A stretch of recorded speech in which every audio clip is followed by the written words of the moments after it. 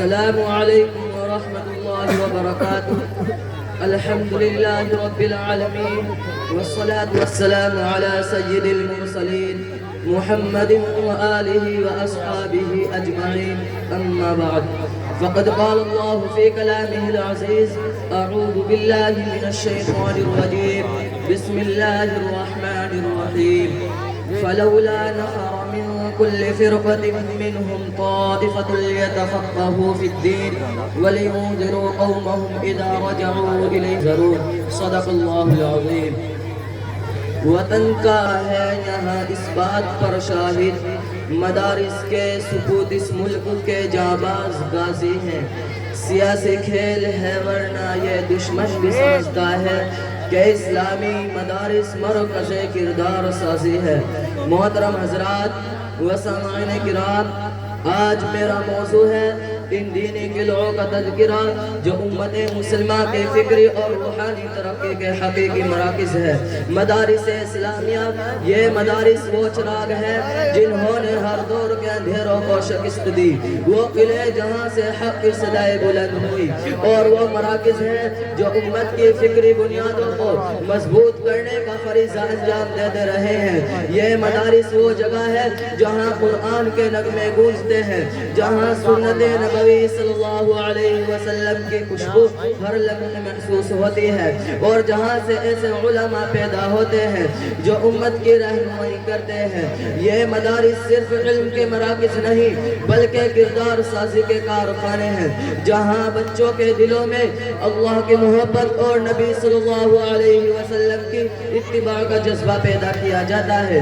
سامعین کرام، تاریخ گواہ ہے کہ جب بر صغیر پر انگریزوں کا غاصبانہ تسلط قائم ہوا تو انہوں نے نہ صرف مسلمانوں کی سیاسی طاقت کو کچلا بلکہ ان کی تہذیب، ثقافت اور دینی تشخص پر بھی بھرپور حملے کیے.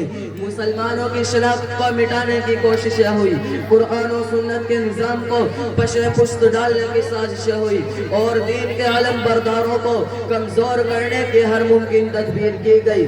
لیکن انگریز یہ بھول گئے تھے کہ دین اسلام کا محافظ اللہ تعالیٰ خود ہے، اور یہ دین دنیا کے کسی بھی طوفان سے ٹکرا کر اپنی روشنی بکھیرنے کی صلاحیت رکھتا ہے. ایسے پرآشوب دور میں مسلمانوں نے اپنے دین کی بقا اور فکری و روحانی ترقی کے لیے مدارس کو بنیاد بنایا. ان مدارس نے نہ صرف علم دین کو زندہ رکھا بلکہ امت کے اندر سے ایسے رجال کار پیدا کیے جو دین کے حقیقی ترجمان بنے. دارالعلوم دیوبند جیسے عظیم تحریک اس کا زندہ ثبوت ہے جو انگریزوں کے خلاف علمی اور فکری محاذ پر مسلمانوں کی قیادت کے لیے وجود میں آئی. یہ مدارس امت کے لیے وہ مراکز بنے جہاں قرآن و حدیث کے علوم کا احیاء ہوا، فقہ اور شریعت کی تعلیم دی گئی، اور مسلمانوں کو اپنے دینی اور تہذیبی تشخص کی اہمیت سے روشناس کرایا گیا. یہی وہ مدارس تھے جنہوں نے ایسے علماء اور مبلغین تیار کیے جو نہ صرف انگریزی استعمار کے فکری حملوں کا جواب دے سکے بلکہ امت کی روحانی تربیت بھی کر سکے. آج جو بھی دینی شعور باقی ہے، جو مساجد آباد ہے، جو دینی تحریکیں زندہ ہے، یہ سب انہی مدارس کی قربانیوں کا نتیجہ ہے. حضرات محترم، کہاں تک مدارس کی اہمیت بیان کروں؟ حقیقت یہ ہے کہ ان مدارس کی بدولت ہمیں ایمان نصیب ہوا، انہی اداروں سے ہمیں وحدانیت کا درس ملا. انہی مدارس کے طفیل اس ملک میں مسلمانوں کا تشخص و امتیاز باقی ہے، اور آج کے وہ لوگ جو دنیا کی رنگینیوں اور عیش و آرام میں مست ہو کر دینی اداروں خصوصاً مدارس کو حقیر سمجھنے لگے ہیں، وہ در حقیقت اپنی ایمان کی کمزوری کو ظاہر کرتے ہیں. وہ نادانستہ طور پر یہ بتا رہے ہوتے ہیں کہ ان کا ایمان اتنا کمزور ہے کہ دنیا کے عیش و آرام کی ہلکی سی ہوا بھی اسے متزلزل کر دیتی ہے. اس لیے اے مسلمانوں، خواب غفلت سے بیدار ہو جاؤ، عقل و خرد کو استعمال میں لاؤ، مدارس کی اہمیت کو سمجھو، مکاتب دینیہ کی حفاظت کو محسوس کرو اور دینی اداروں کے قیام کی طرف خاص توجہ کرو.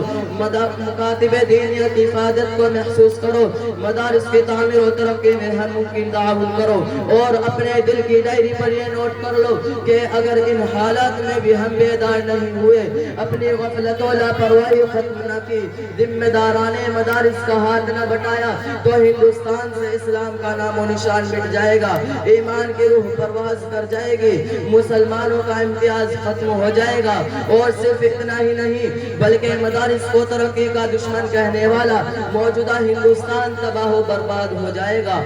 شاعر کہتا ہے، رہے ہیں اور ہیں فرعون میری گھات میں اب تک، رہے ہیں اور ہیں فرعون میری گھات میں اب تک، مگر کیا غم کہ میری آستی میں ہے ید بیضا۔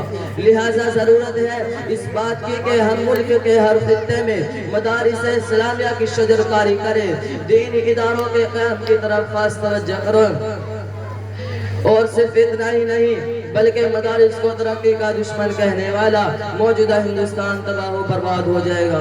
وآخر دعوانا الحمدللہ رب العالمین۔